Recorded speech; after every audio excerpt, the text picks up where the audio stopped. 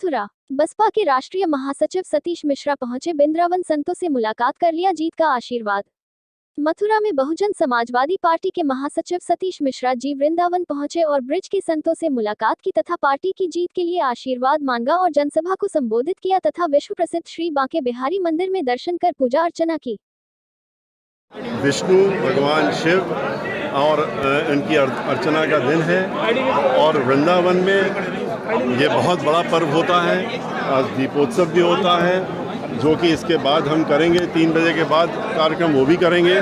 तो आज यहाँ पर हम साधु संतों महात्माओं से के मिल करके उनका आशीर्वाद, वृंदावन में ब्रिज के साधु संतों का आशीर्वाद प्राप्त करके और इसके बाद बांके बिहारी जी के दर्शन करके उनका आशीर्वाद लेकर के दीपोत्सव करके, और इसके लिए हम आज वृंदावन में आए क्योंकि इससे अच्छा और शुभ दिन हमको इस कार्य के लिए नहीं मिल रहा था। छठ पूजा के दिन मुख्यमंत्री भी संत पूजते हैं और कार्तिक पूर्णिमा को चतुर्थी, क्या मायने इसके माने जाए? देखिए, हम तो संतों महात्माओं को किसी पर्व में नहीं, हमेशा पूजते हैं और भगवान की आराधना हम किसी दिन एक नहीं करते हैं, हम रोज़ करते हैं, हर दिन करते हैं। सुबह उठ करके स्नान दान करके पहले हम भगवान की अर्चना ही करते हैं और उसके बाद हम आगे निकलते हैं। तो ये कोई इसलिए नहीं है कि हम छठ और इससे मिला करके आप करेंगे तो वो नहीं ठीक है।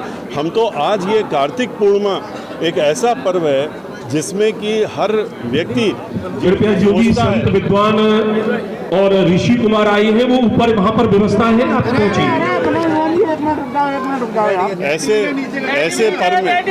ऐसे पर्व में हमको आज वृंदावन में आ करके इसका मौका मिला, तो इसके लिए हम यहाँ पर आए हैं और आ करके हमने ये कार्य किया।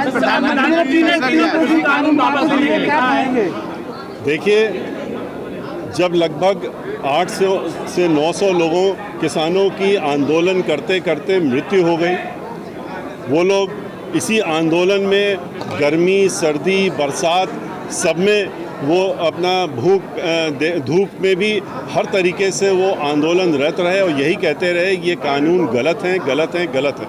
और हम लोग भी, हमारी पार्टी भी बहुजन समाज पार्टी, हम लोग पार्लियामेंट के अंदर भी यही कहते रहे, पार्लियामेंट के बाहर भी आंदोलन करते रहे और ये उनसे मांग करते रहे पिछले 1 वर्षों से कि इसको वापस लीजिए और मिनिमम जो प्राइस है MSP है उसको आप लागू करने का कार्य करिए।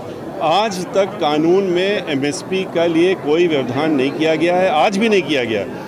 अब इन काले कानूनों को जिनका विरोध किसान और पूरा राष्ट्र में, पूरे देश के किसान करके, और इतने लोगों ने अपनी बलि दे दी इसमें, उनके 800 900 हज़ार के करीब लोग मर गए, उसके बाद आप इस कानून को वापस ले रहे हैं। और वापस लेने का क्या उद्देश्य है कि अगर आप खाली चुनाव के लिए वापस ले रहे हैं, 4 महीने के लिए वापस ले रहे हैं, 4 महीने के, क्योंकि आप ये बार बार कह रहे हैं, आज भी इन्होंने कहा कि ये कानून बहुत सही है, कानून को वो गलत नहीं मान रहे हैं, कहते हैं कानून अच्छे हैं, कानून को किसान समझ नहीं पा रहा है। तो इसका मतलब क्या, ये कानून दोबारा से लाए जाएंगे, चुनाव ख़त्म हो जाएगा फिर से आप लाने का काम करेंगे?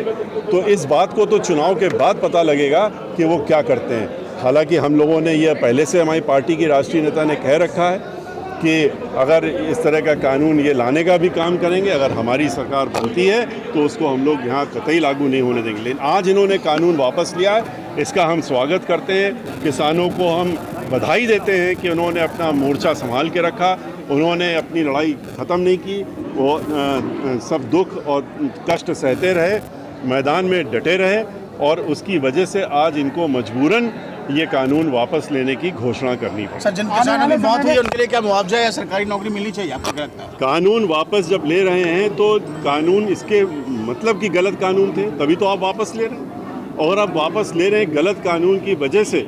लोग आंदोलन के दौरान में लोग मर गए, लोगों ने लाठियाँ खाई, लोगों के सर फाड़ दिए गए आदेश दे करके कि इनका आंदोलन तोड़ो, सर से खून निकाल दो। तो ऐसे लोगों को जिनकी मृत्यु हुई है, उनको केंद्र की सरकार, चाहे वो राज्यों की सरकार हो, उनको कॉम्पनसेशन देना चाहिए।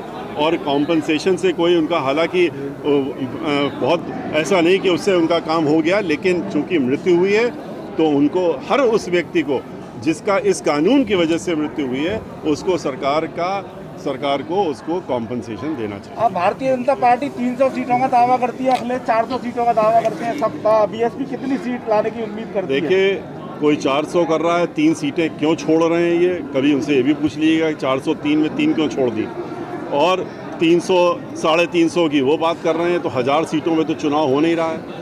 जहाँ तक बहुजन समाज पार्टी का सवाल है, बहुजन समाज पार्टी उत्तर प्रदेश में अब की बार पूर्ण बहुमत की अपनी सरकार बनाएगी।